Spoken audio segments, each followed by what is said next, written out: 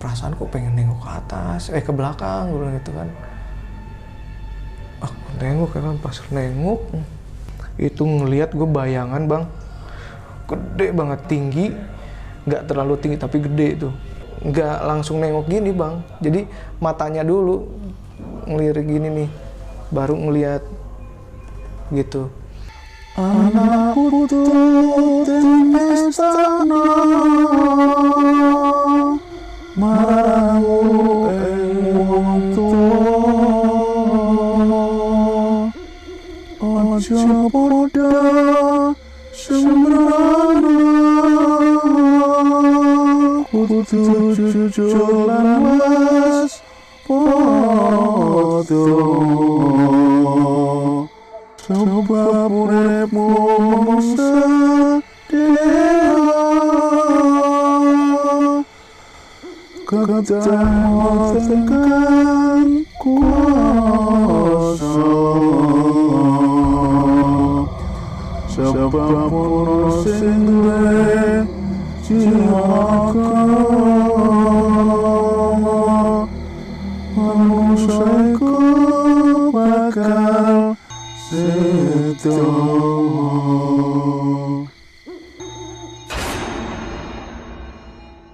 Gue karena gue darah Sunda juga ya, gue langsung teriak bang di situ pakai bahasa Sunda ya. Buat anu ngagegeh di dia, gue bilang gitu kan. Jang nu ngagegeh di dia, gue bilang.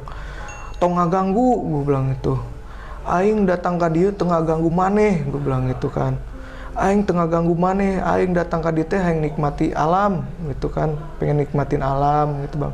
Saya nggak ngeganggu untuk yang penghuni di sini.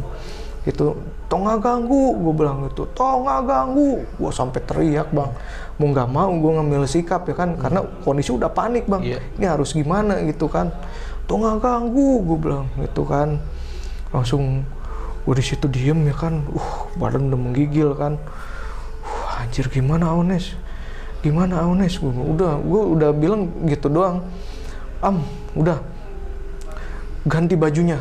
Ganti pakai yang kering kita buat tenda darurat. Lu bawa jas hujan kan? Bawa. Gua nggak pakai jas hujan soalnya bang. Udah dilepas kan jas hujan gua kan, udah gua simpan. Buka. Jadi posisinya tuh jas hujan gua ikat keril, gua selipin di covernya di situnya bang. Gua buka, gua buat ini tenda darurat tuh bang. Gua ikat pakai tali rapia ke pohon. Ini ada lagi nggak? Udah, dia kan pakai jas hujan tuh, pakai poncol juga kan, dibuka, akhirnya dibuatlah lumayan lah bang, bisa untuk ini ya neduh lah di situ. Nah, yang gua makin panik lagi si cewek yang hipo ini, yang gua pikir hipo, udah menggigil bang, udah menggigil, aduh ini gimana, gua bilang gitu kan, mau nggak mau. Udah, ini aja gue bilang, masih ada jaket nggak ada, gimana? Akhirnya tas bang, didempet keril kan, dempet, dipeluk gini kan, peluk. Akhirnya udah mulai agak anget kan, badannya, udah panik bang di situ. Gak lama di atas ada yang nengok, gue lihat di atas kan ada yang nengok tuh, dia pakai poncol tapi poncolnya tuh bening. Siapa? Gue bilang gitu kan. Mas, gue bilang gitu kan. Mas Bam, gue bilang gitu kan. Mas, gue bilang. Diem aja dia, nengok dari pohon, nengok lagi, ini siapa? Gitu kan.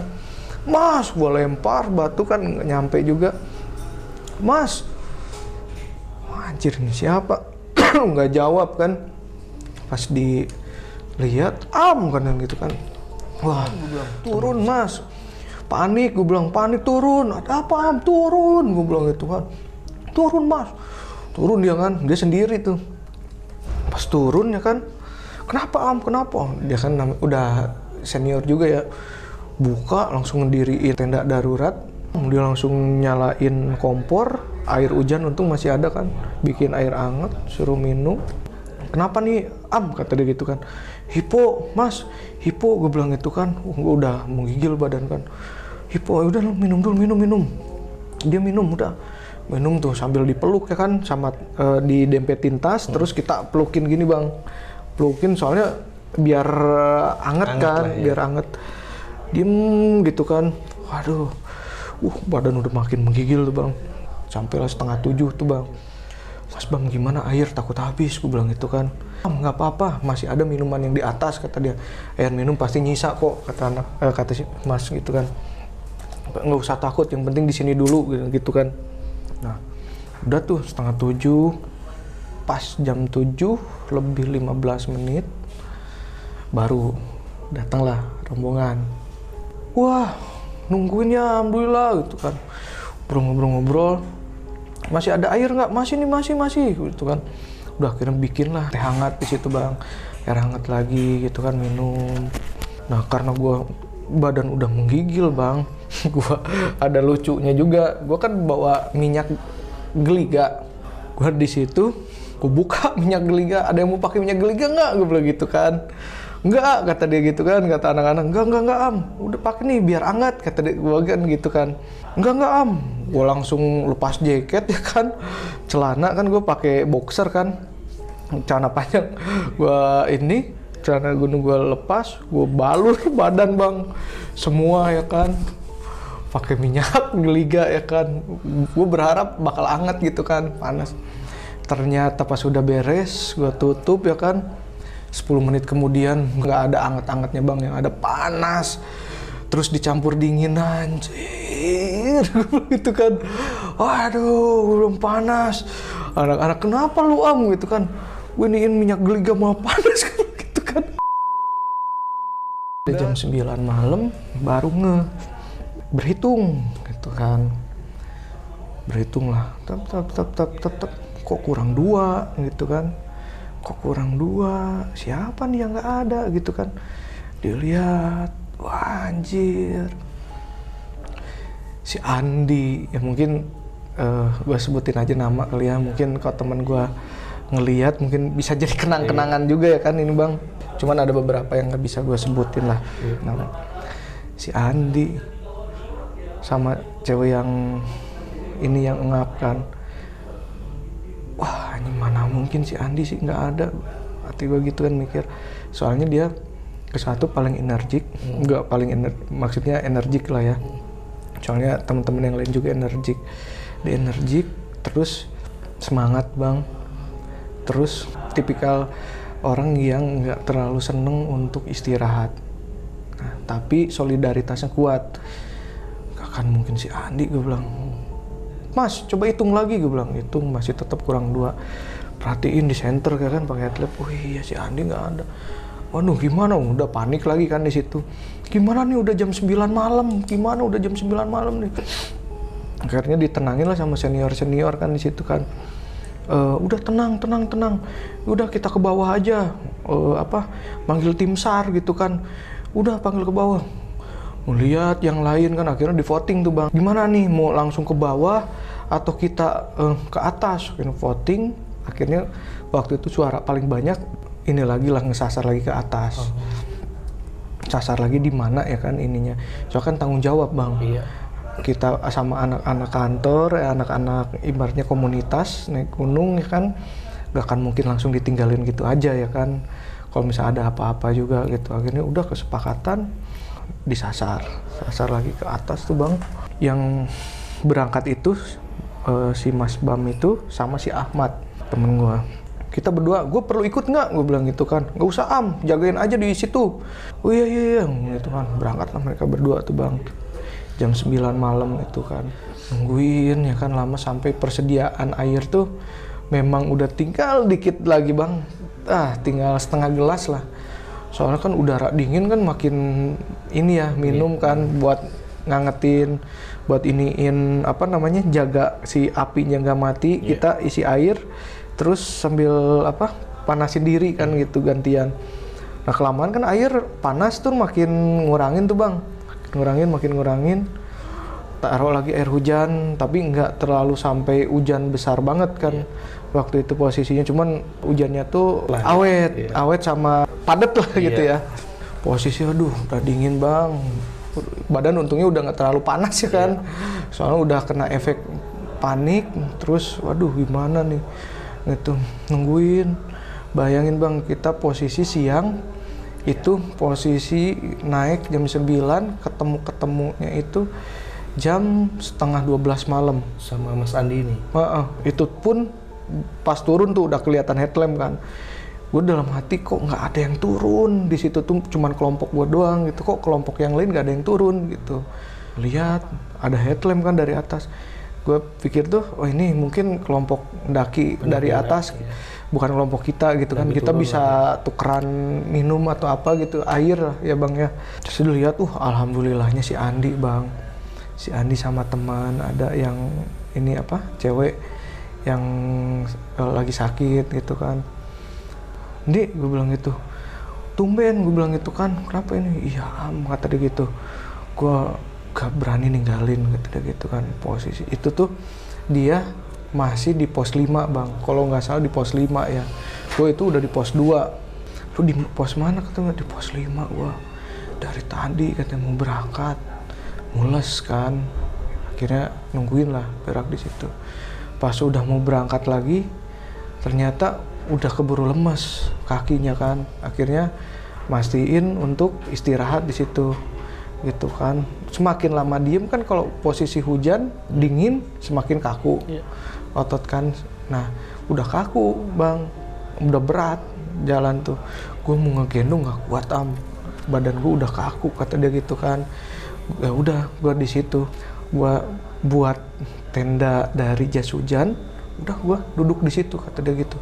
Itu kaki gue udah kaku banget, tangan gue udah kaku udah nggak bisa apa-apa selain duduk kata dia gitu kan. Gue nunggu pendaki dari atas turun kata dia gitu.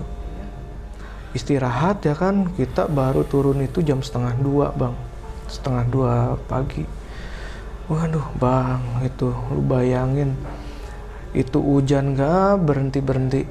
Gue berangkat siang, nyampe jam 1:30 sama anak-anak tuh pure basah, pure kehujanan. Walaupun ibaratnya kena udah tenda darurat, tapi kan air dari atas masih tampias ya, masih ini kan. Terus cipratan-cipratannya itu kan kena kan. Terus badan juga basah, si jaket sama baju semua, celana sepatu kan otomatis beku lah gitu ya. Badan udah lemas banget bang, udah lemas. Udah jalan, udah nunduk, udah bongkok ya kan. Udah tuh di situ jalan tuh, untungnya masih ada tali rapia ya, diikat, keril semua diikat, takutnya ada yang nggak kuat jalan, ketarik ya kan, semua kan. Terus posisi tuh jalan gelap bang, gelap banget di situ kan, mana cewek ya kan. Waduh, akhirnya udah diikat semua tas, keril diikat, jalan tuh bang ke bawah. Itu bener sih PR ya, tapi gimana lagi kan bang, kita ke satu teman ada yang ini kan, terus kedua juga yang satunya juga sama udah lemes gitu kan, terus teman-teman yang lain juga sama ya kan, udah ibaratnya capek, kena dingin, kena hujan, basah, kaku gitu kan. Udah nggak mau maksain turun, soalnya air minum pun kita udah sedikit, udah haus kan gitu. Akhirnya turun lah bang, turun pelan ya kan, turun sampai akhirnya masuklah ke kebun teh. Udah mulai kelihatan ya kan, pas turun tuh udah kebun teh, udah kelihatan rumah gitu kan, udah warga-warga tuh, rumah orang udah kelihatan ya, lampu-lampunya. Udah dekat ya kan, ngeliat. Ayo semangat ya kan. Sampailah di kebun teh. Nah di kebun teh kan ada saung ya. Nah ada warung. Udah gue gedor tuh. Pak, punten, gue bilang gitu kan. Punten, emang badan udah gak kuat bang. Ke satu aus, kedua tuh lapar. Lapar banget bang. Waduh, gue langsung Pak, punten Pak, gue bilang itu. Kedua bangun si bapaknya. Pak, punten ada makan nggak? Gue bilang ada makanan nggak? Gorengan atau lontong atau apa? Gue bilang itu kan. Oh ada. Untungnya dia udah nyiapin adonan bang, sama ada gorengan yang udah digoreng, tapi karena dingin kan lembek tuh. Masih ada lah sisa-sisanya kan. Udah kita makanin tuh bang, karena posisi capek ya kan, terus lapar, udah makanan dingin pun ya udah dihajar gitu, makan langsung sambil digoreng lagi kan yang hangat. Terus Pak, air boleh minta air hangat, ya udah ngerti juga, paham kan si bapaknya tuh. Langsung bilang, kenapa Cep, katanya tuh gitu, ada apa, kata dia gitu kan. Langsung enggak kenapa-kenapa, tapi natapnya tuh beda si bapak-bapaknya ya kan. Udah gue pokoknya nggak ngebuat suasana sepanik mungkin Bang di situ. Ya udah makan, istirahat, angetin diri gitu kan. Udah makan ya kan, gorengan ya kan, terus sambil bercanda lah ya kan, terus minum air hangat. Nah udah situ udah jalan tuh beberapa temen gue cewek udah nggak kuat jalan Bang, memang udah kaku, udah lemes kakinya, udah nggak kuat, udah nggak sanggup banget lah ya. Udah ngedrop banget di situ udah. Ya udahlah mau turun gitu kan, gue mau di sini aja kata dia, segimanapun dibujuk udah nggak mau, karena gue juga ngerasain sama teman-teman yang lain berdiri juga kaki udah gemeter nih Bang, udah gemeter. Wah akhirnya si bapak itu udah mungkin ya tahu mungkin apa gimana ya. Bentar ya Neng, nah Cep bilang itu kan, ku Abi dipanggil ayah rerencangan, jadi panggil ada temennya gitu buat ke atas bantuin gitu. Nah ternyata si temennya ini tuh biasa untuk porter Bang, yang angkut barang gitu kan. Udah tuh akhirnya ke bawah, udah gorengannya udah digoreng ya kan, udah disediain, dia ke bawah ke pemancar. Terus datanglah rombongan kan Bang, udah digendong Bang. Jadi udah bawa tas sama orangnya, digendong. Udah di pemancar ada mobil bak, kalau Buntung itu kan nyewa lah temen gua, Pak antar saya kata dia gitu kan, sama rombongan ke nggak tahu jalannya apa ya, di kaki gunung situ Cikuray Bang. Nah nanya lah di situ, naon ada apa?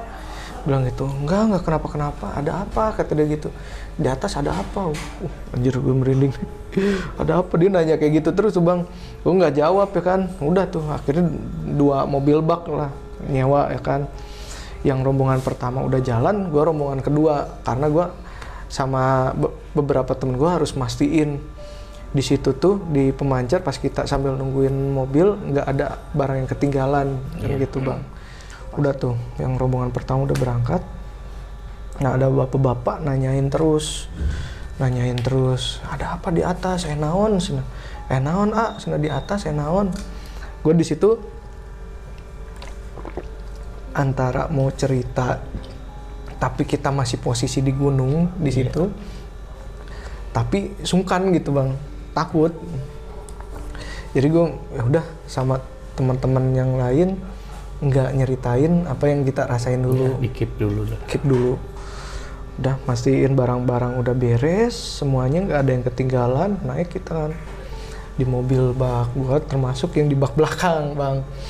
Gue duduk ya kan di paling ujung di mobil baknya kan, gue duduk gini kan, ngeliat yang depan teman-teman udah kecapean ya kan. Gue sambil duduk gini sambil ngerokok gue Bang gini.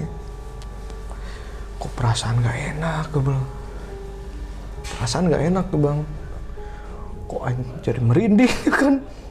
Kayak ada yang ngeliatin gitu kan. Waduh, Bang, di dalam hati. Gak bener nih, gue bilang gitu kan. Ngerokok lagi. Wah gak bener nih, gue bilang gitu kan. Lihat kiri kanan ya kan. Awalnya duduk di paling belakang, lama-kelamaan geser ya kan. Geser lagi ke tengah ya kan. Lihat kayak ada yang ngeliatin, kayak yang merhatiin gitu Bang. Merinding tuh, kayak ada yang merhatiin siapa, gue bilang gitu kan. Lihat nggak ada siapa-siapa, teman-teman gue udah pada tidur ya kan. Udah di situ Bang, gue langsung deketin ya kan ke teman, langsung duduk ya kan, langsung diem. Kenapa lu amat? Temen gue gitu kan. Enggak kenapa-kenapa, gue bilang gitu kan. Gue sambil ngeliatin, anjir kok kayak ada yang merhatiin gue gitu Bang. Udah cerita nyampe lah ke rumah yang awal itu base camp lah, yang base camp. Yang lain langsung udah pada tidur tuh. Gue masih pakaian lengkap, sepatu, celana, ya cuman keril doang yang yang nggak nempel gitu bang, gue simpen. Tuh gue langsung duduk, langsung tidur gue sambil duduk. Itu benar-benar, mungkin udah capek kali ya, udah tidur. Bangunin lah sama temen gue, bersih-bersih dulu gitu kan. Kayak gimana kondisinya, gue bilang. Yang tadi si ini, gue bilang itu kan, aman, udah ini, kata dia gitu kan. So gue beres dulu, kata dia gitu, bersih-bersih. Gue tuh nggak bersih-bersih bang, cuman buka sepatu. Gue udah pengen istirahat. Itu gue nyampe jam 6 apa setengah 7 ya.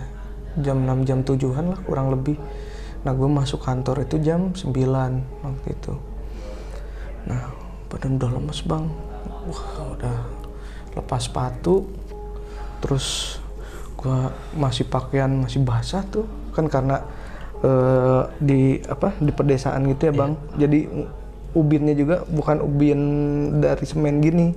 Bukan pakai keramik, pakai kayu. Udah gua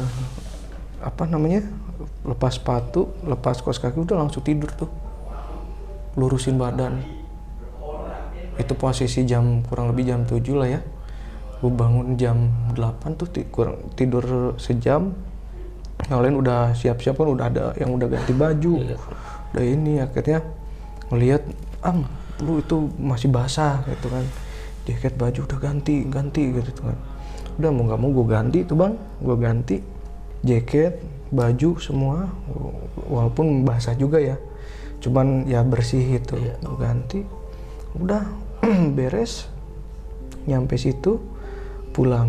Nah pas mau pulang tuh gue ngobrol sama ya yang nanya itu kan, kenapa gitu kan.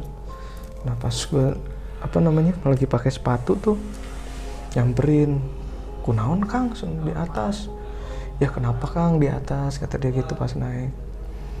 Nah gue di situ ya ceritain lah bang, dari awal mula gue pas yang di pos 2 itu ada binatang yang ngikutin gitu kan, sampai hilangnya itu si binatang itu di pos 5. Binatang itu tuh di pos 5 hilang, nggak ada. Nah terus gue pas yang di pos bayangan ke camp, gue ceritain yang gue ngelihat apa. Itu kan posisi udah di kaki gunung ya. Terus gue ceritain lagi pas gue lagi ngisi air, ada orang, gue bilang gitu, pakai pakaian mendaki lengkap, tapi dia nggak ngomong nggak apa, cuman ngeliatin doang. Itu gue nggak tahu itu cewek apa cowok. Gue bilang yang jelas gue kira itu temen gue bilang gitu kan. Terus dia bilang gini,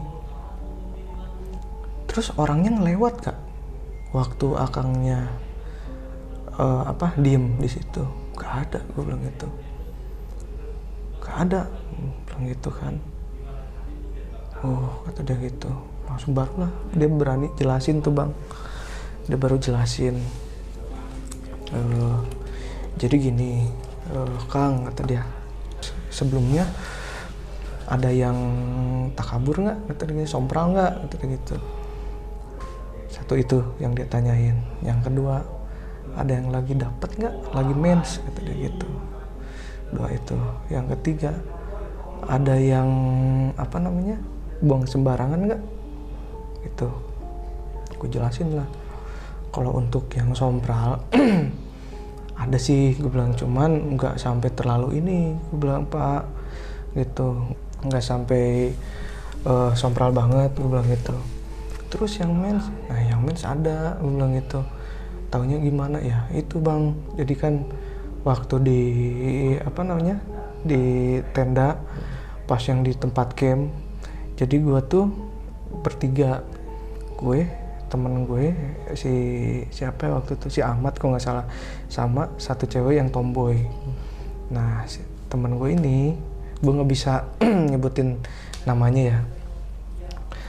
Nah suruh ngadep ke belakang. Wah, itu ternyata ganti softtek. Terus ya dibilang lagi mens, ada, gue bilang ya itu, gue bilang itu kan. Tapi ya jelas saya nggak ngelihat, gue bilang gitu kan. Terus yang sebelah ada, tapi kalau untuk yang sampah nggak ada. Saya pastiin nggak ada. Semua sampah udah dibersihin semua. Terus sampah kita buang di tempat sampah di pemancar, udah bersih, gue bilang gitu. Nah, terus cerita lagi, jadi gini kata dia, sebenarnya apa namanya, yang kayak gini tuh pernah, kata dia, ada gitu, dan bukan satu kali gitu, dan nggak tahu ulahnya ulah siapa, kata dia gitu.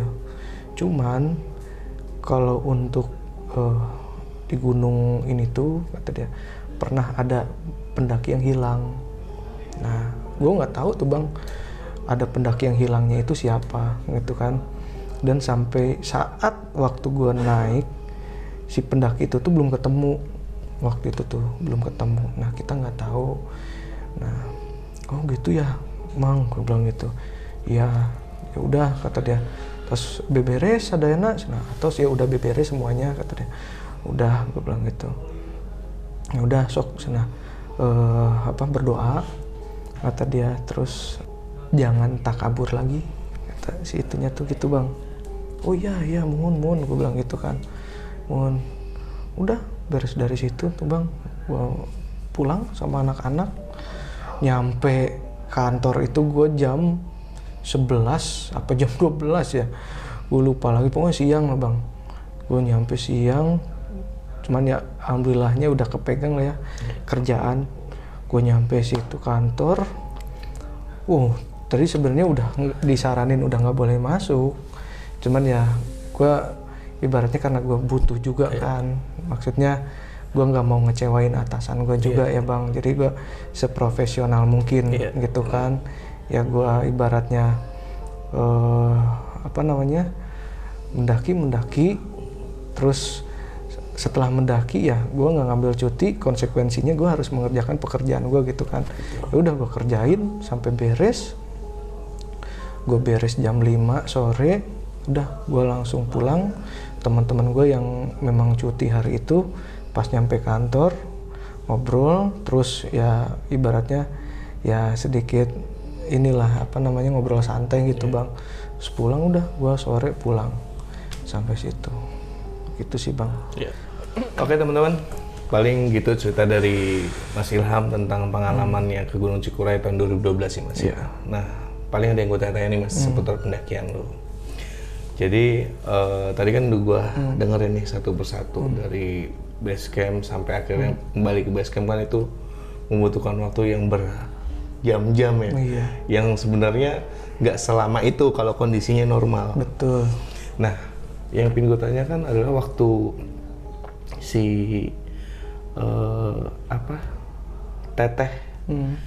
Teteh itu kan sempat sebenarnya melepas kaos kakinya si mbaknya yang hipo itu ya. Itu kejadiannya bagaimana sih Mas sampai akhirnya dia terdiam dan akhirnya Mas yakin kalau misalkan dia dalam tatapan kosong dan mungkin bisa dibilang kerasukan juga nggak sampai gimana-gimana, tapi sampai bukan diri Teteh sampai akhirnya Mas sembur, itu gimana sih kalau analisnya? Ya, kalau gue pribadi ya Mas, karena melihat dari dari pas gue turun, udah seperti itu kondisinya, terus ditambah pas di bawah dengan melihat istrinya si A ini tatapannya kosong, gitu kan. Terus yang awalnya gue tahu banget si Teteh itu tuh secapek-capeknya tuh nggak akan mungkin sampai diem gitu, tatapannya kosong gitu. Gue lihat dan gue rasa itu bukan Teteh.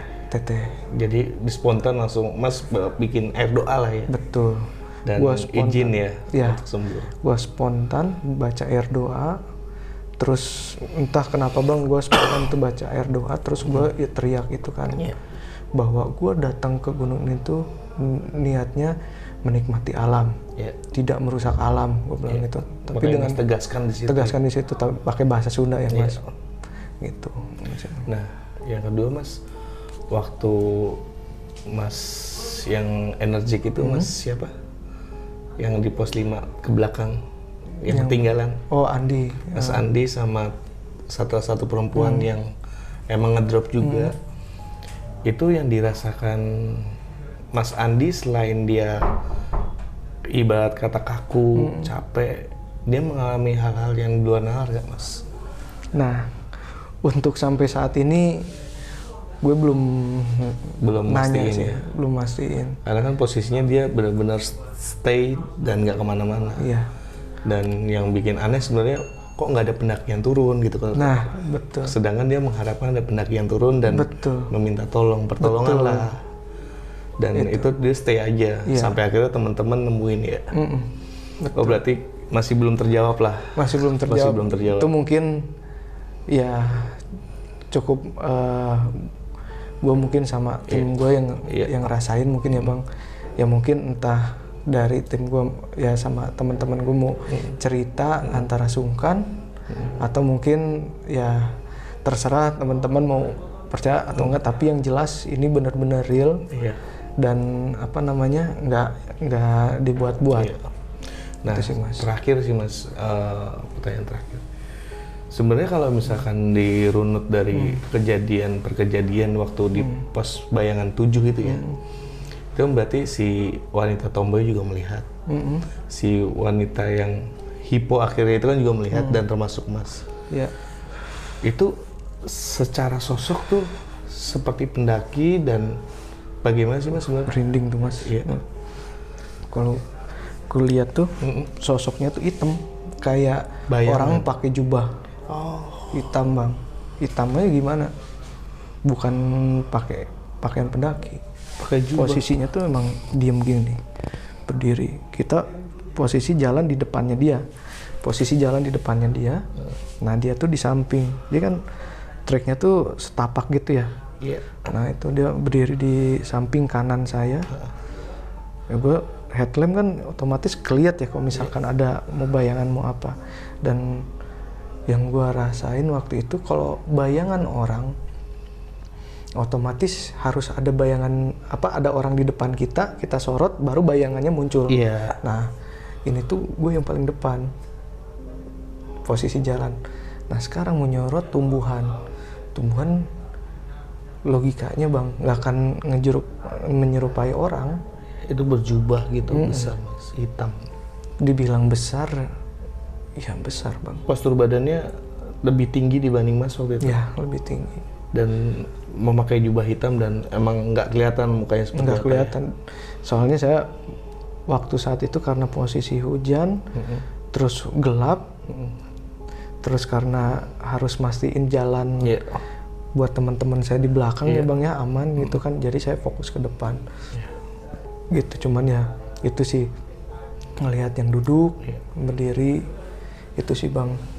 Dan sebenarnya sedikit sharing sih Mas sebenarnya. Sebenarnya dari beberapa narasumber ngobrol.com pun memang ada yang sudah pernah menceritakan tentang Gunung Cikuray ini. Dan kejadiannya sih pasti di pos 5 itu Mas. Gitu. Karena mengingat perkataan dari bapak-bapak yang di base camp, kalau ada pendaki yang pernah hilang dan tidak ditemukan sampai sekarang, itu betul. Jadi mungkin teman-teman udah tahu. Jadi beberapa tahun silam ada seorang pendaki perempuan, itu namanya Reni Kumalasari. Merinding nih Mas. Sama. Jadi dia pendaki yang asalnya di daerah Tangerang dan rumornya dia ditinggal sama teman-temannya, dan ketika temannya kembali dia sudah tidak ada sampai saat ini, dan tidak ditemukan ciri-ciri yang ketinggalan dari si korban ini. Waduh. Jadi memang beberapa pendaki memang mengalami seperti itu, kayak curiga yang Mas ada pendaki yang nemenin itu, entah laki entah perempuan, memang ada cerita beberapa kayak gitu. Ada pendaki misterius. Nah, terus kalau misalkan ada beberapa cerita Cikuray juga di pos 5 tuh dulunya katanya ada ibu dan anak juga yang emang stay di sana sampai saat ini, tapi berbentuk gaib ya. Gitu sih Mas. Memang Cikuray pos 5-nya terkenal dengan mistisnya Iya. gitu.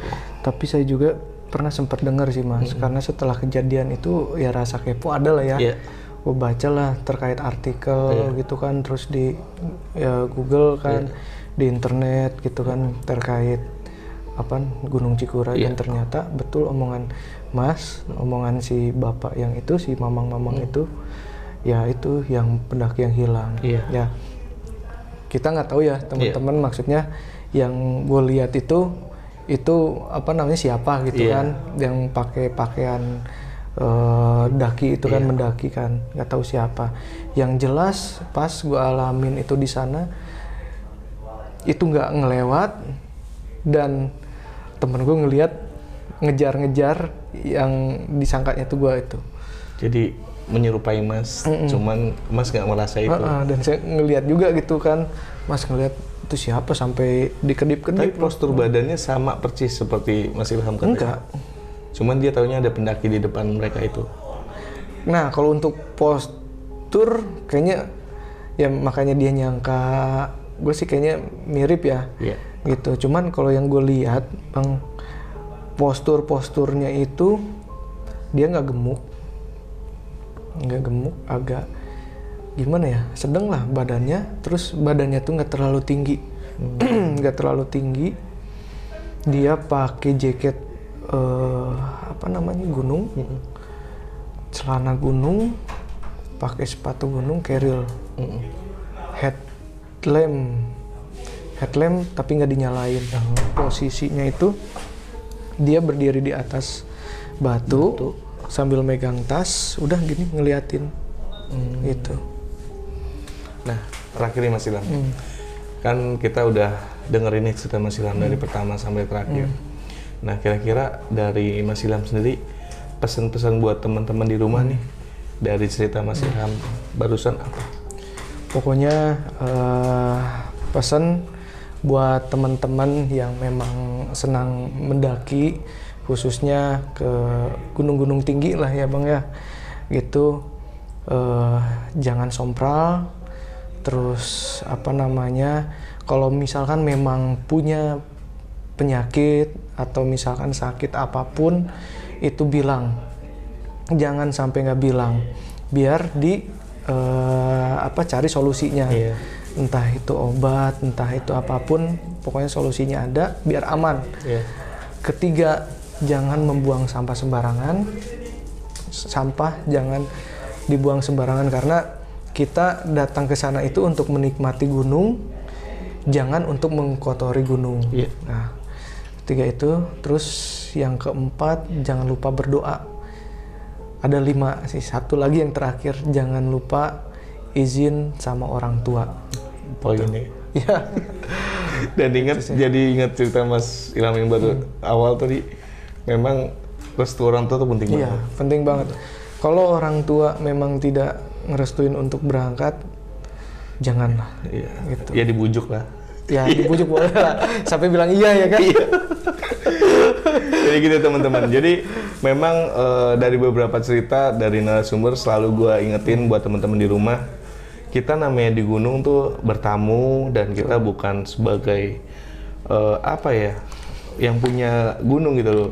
Walaupun kalian naik ke gunung, bersikaplah seperti tamu. Jadi ketika kita menjadi tamu, kita nggak boleh namanya langsung ujuk-ujuk masuk pintunya atau langsung makan atau minum. Kan kita harus assalamualaikum dulu, permisi dulu. Karena percaya nggak percaya, dimanapun kita berada, ya sebenarnya kita berdampingan dengan hal seperti itu. Betul. Nah, paling gitu sih teman-teman, dan mungkin sampai sini Mas. Oke, siap. Pertemuan kita, dan makasih banyak atas Mas, waktunya, atas sharingnya, infonya. Mudah-mudahan buat teman-teman ada hikmah yang bisa diambil dari cerita Mas Ilham ini. Oke teman-teman, terima kasih sudah stay terus buat ngobrol.com. Terima kasih kritik dan sarannya. Subscribe buat ngobrol.com. Stay tune terus di ngobrol.com. Oke.